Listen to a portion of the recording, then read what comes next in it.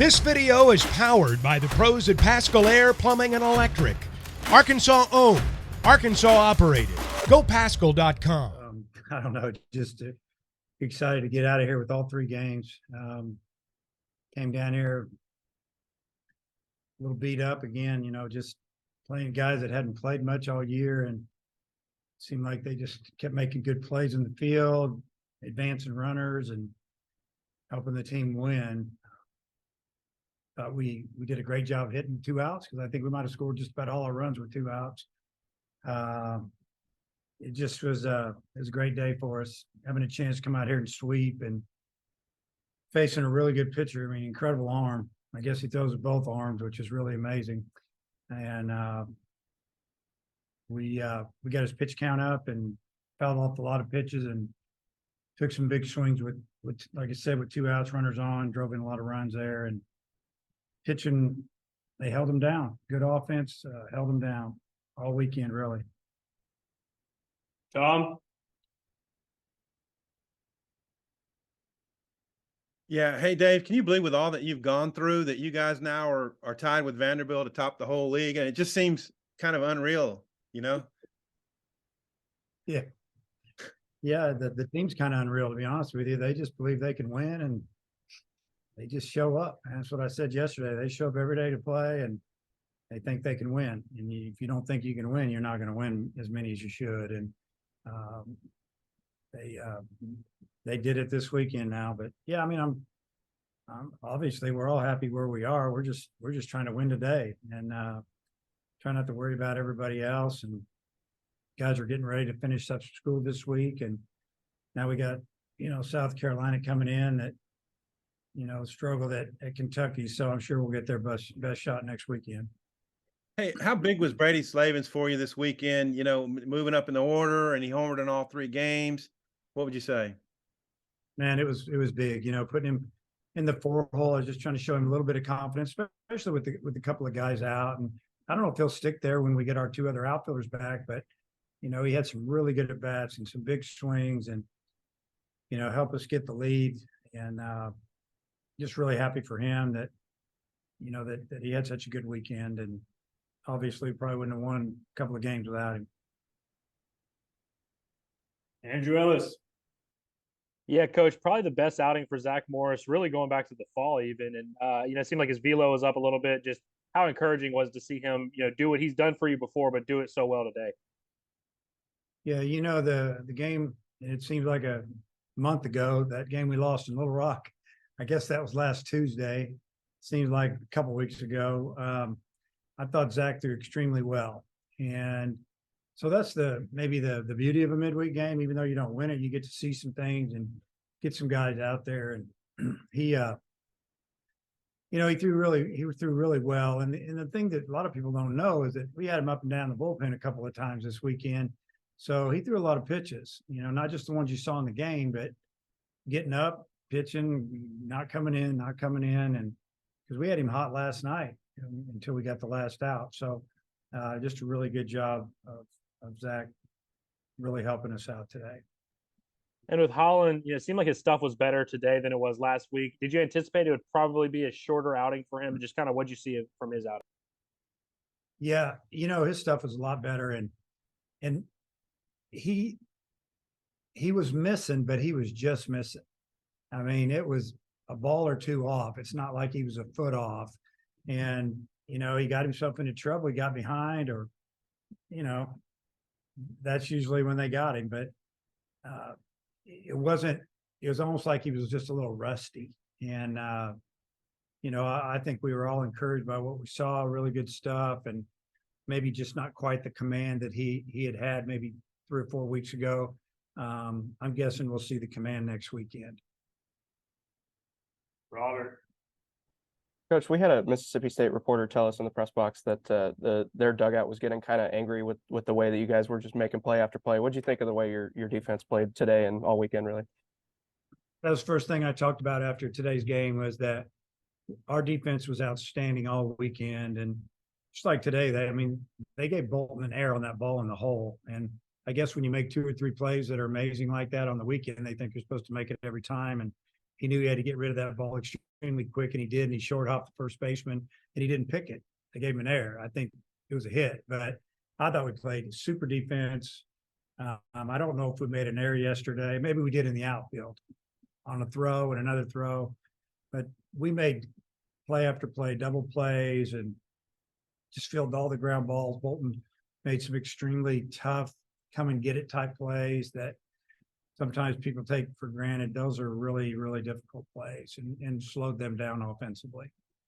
And then Jason Jones drew into the lineup today, got hit in the head. Looked like he was pretty angry walking off the field. Is he doing okay physically? Yeah, he's fine. He wanted to stay in. I just said, I didn't want him to stay in. And, there's a new rule this year that I don't know, maybe not this year, but it's a rule that because of the concussion protocol, if he's okay, I can actually put him back in the game. I've never done that, but we had the option to put him back in an inning or two down as long as we wanted, I guess. I'm guessing that he has to go into the exact same spot in the lineup, obviously. But once we got to a certain point, we just left defense out there. And, I thought that Neville made a really nice play on that ball, hit down the line, because when he left the bat, we didn't know if he was going to get there, and he got there easy, made it look easy. Hodge. Dave, going back to Holland, it looked like he had strike 3 in the third inning to end the inning, and then it kind of little snowball. There was a couple of balks and walks. Just what did you see from that sequence? It was definitely a strike. Hitter's 5'7", 5'8". It wasn't low. I think the umpire knew it was a strike, kind of with the little conversations that Coach Hobbs and I had with him later between innings a little bit. And it is what it is. You got to overcome. And he rolled through a couple of pitches, and those were balks. And it didn't cost us the game, so hopefully he learned something from it. It won't happen again. And that was in the dugout with a 3-run lead, and next thing you know, it's 3-3. And you kind of knew it was going to happen. They got a power hitter up, and he's frustrated, and he leaves one up, and he hits one off the scoreboard. So good job by the offense coming back and popping 3 runs in with 2 outs. I think it was a bases loaded double with an 0-2 count, and just a really big hit there by Borfin. It was a little bit back and forth there for a couple innings. Y'all scored 5, but then Adcock went out and had the 1-2-3 inning. Just how big was that inning for y'all? That was real big. I mean, that was the talk in the dugout, in the dugout, that we need to shut down inning, get back in the dugout. We're hoping we could pop one in and score another run. We did, and then they scored 2. But after that was all the scoring. I kept thinking we need to score another run or 2. And fortunately, Zach did a great job, and Parker Coyle came in and threw, I think, 8 fastballs and got 3 ground balls. It was nice. Tom Morales, anything else? Yeah, Coach, I believe your top 4 hitters combined for all 11 runs driven in, all the hits. Just what'd you make of the way those guys really did all the damage and took control of it?